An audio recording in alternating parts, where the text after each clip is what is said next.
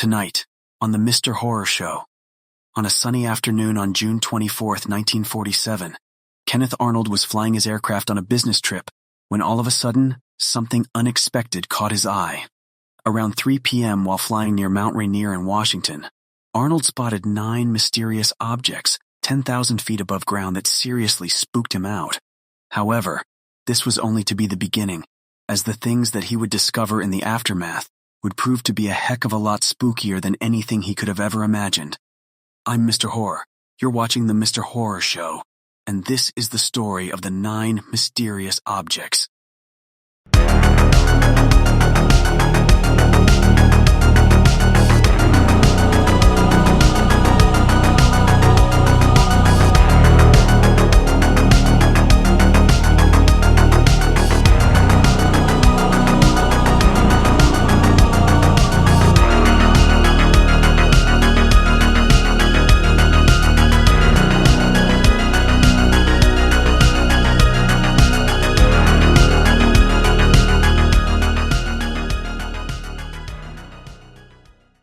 It's a sunny afternoon on June 24, 1947, and Kenneth Arnold, a private pilot and businessman, is flying his aircraft on a business trip from Chehalis, Washington to Pendleton, Oregon, where he is to attend an air show.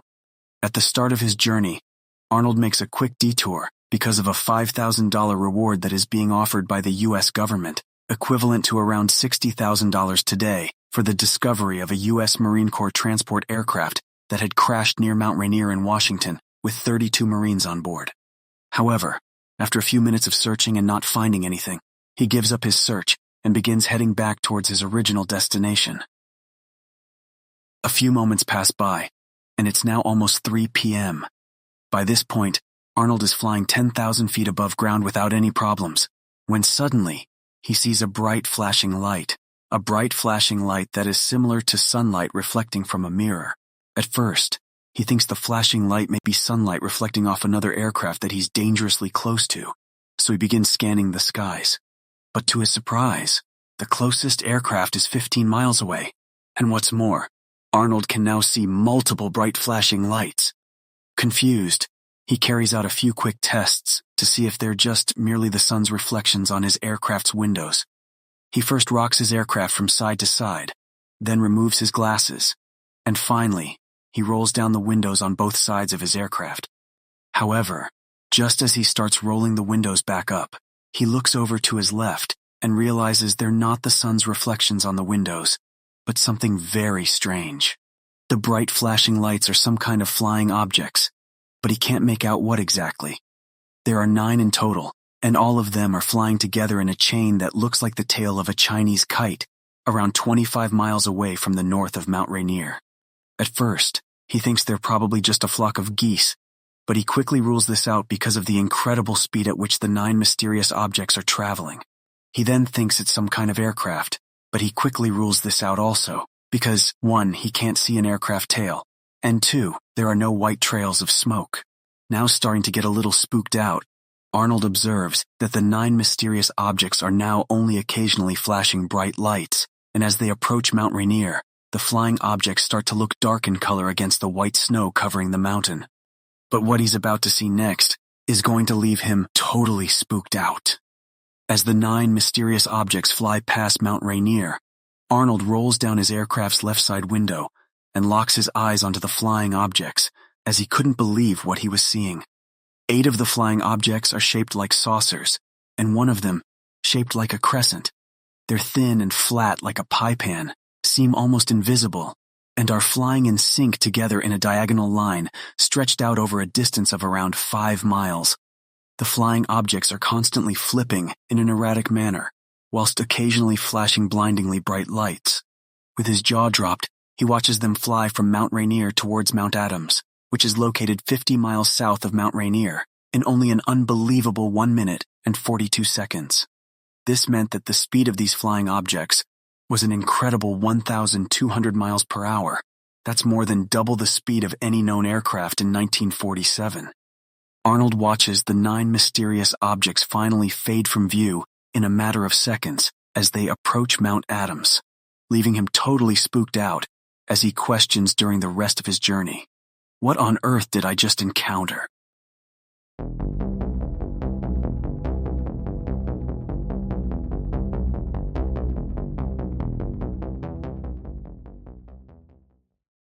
Although business is the last thing on Kenneth Arnold's mind after what he had just encountered, he attends the air show as he originally planned anyway. However, the very next morning, after a restless night's sleep, because of images of the 9 mysterious objects repeatedly playing in his mind throughout the night, he makes his way to the office of the local Oregon newspaper, named the East Oregonian, to tell them about the flying objects he had seen. At first, the reporters from the East Oregonian are very skeptical, but out of curiosity, they decide to interview Arnold because of the fantastic nature of his story. During the interview, it becomes obvious to the reporters that Arnold is telling the truth, not just because they know that a respected businessman like Arnold isn't going to risk damaging his reputation by making up a ridiculous story, but they can see that he isn't exaggerating or sensationalizing any part of his story, which makes his story credible. So the reporters decide to write a report of Arnold's story about the flying objects and publish it in the East Oregonian newspaper the very same day. And what happens next is absolute madness. Almost immediately after publication, Arnold's story gains huge interest, and over the next couple of days, Arnold's story is making front-page headlines on newspapers not only across the United States, but across the entire world. Because of Arnold's description of the flying objects, some of these newspapers use the term flying saucer, which is the first time ever that this term is used to describe unidentified flying objects, or UFOs. In fact, Arnold's encounter with UFOs is the first of its kind since the end of World War II. And what's more, Arnold has no idea that his encounter is to become the start of a new phenomenon, UFO sightings across all of America. During the next 3 weeks, literally thousands of flying saucer sightings are reported from every state in America. Some of these reports of UFO sightings are even made by very credible and reputable people, such as the Lieutenant Governor of Idaho, Donald S. Whitehead, who reports seeing multiple UFOs in Boise, Idaho, on the same day as Arnold. In fact, what's very intriguing is that several of these reports corroborate Arnold's. These individuals report seeing UFOs at the same time, date, and location as Arnold's encounter, and describe the UFOs very similarly to Arnold, flying at fantastic speeds, flashing bright lights, and flying in a straight line.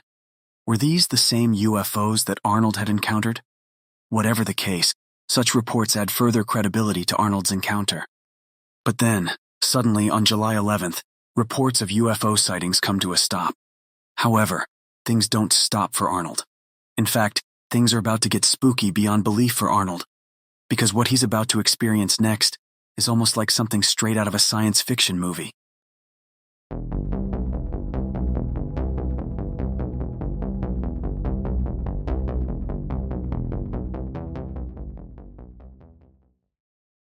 It's been a couple of weeks since the last UFO sighting, and like thousands of other UFO eyewitnesses in America, Arnold is still trying to figure out what he had encountered.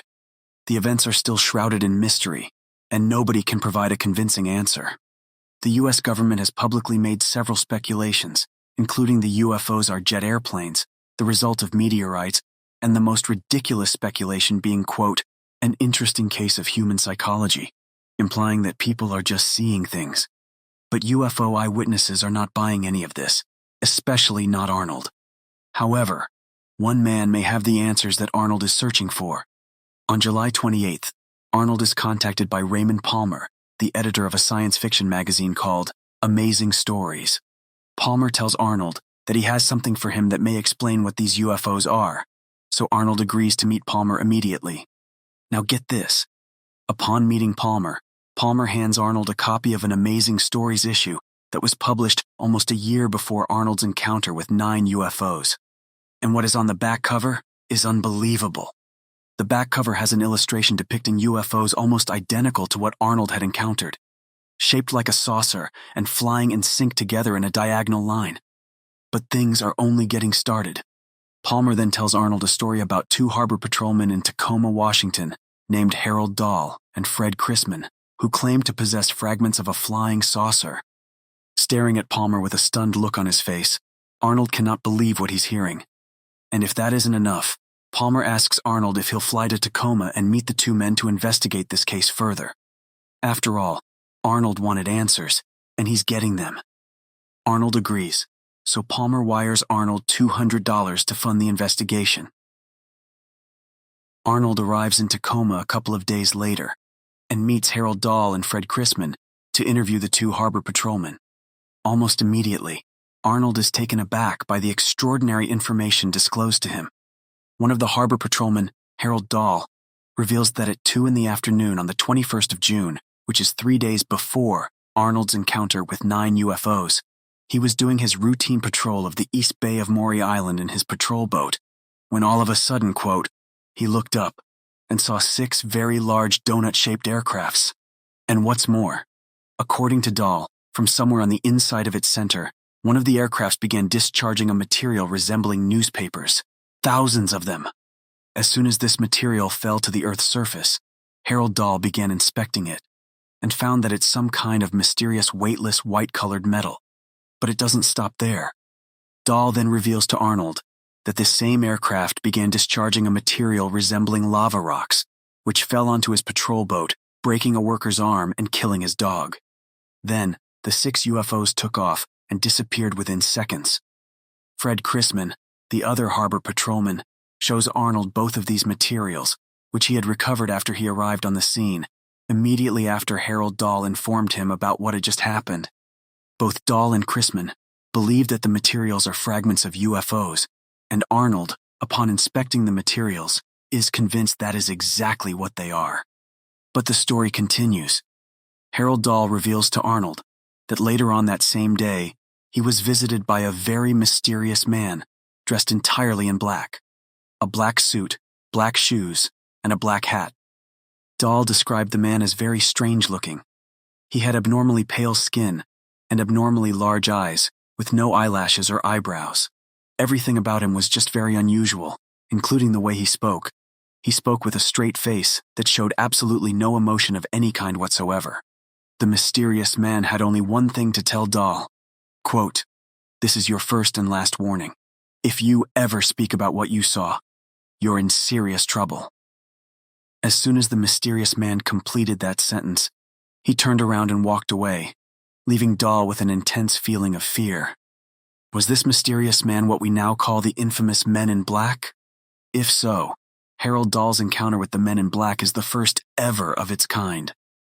Upon learning about all of this from Dahl and Chrisman, Arnold believes that these UFOs are flown by aliens, and that Earth is either being visited, or more alarmingly, invaded by aliens from another planet. Arnold arrives at this conclusion because of 3 main reasons. 1. The U.S. government cannot provide a satisfactory answer as to what these UFOs are. 2. The UFOs travel at such fantastic speeds even when making turns, that it would be impossible for human pilots inside the UFOs to survive the pressure. And 3. The description of the mysterious man, or Men in Black, given by the harbor patrolman, Harold Dahl, possibly describes not a human being, but an alien. So Arnold immediately contacts Lieutenant Frank Brown, a U.S. Air Force officer who works as an investigator for military intelligence based in California.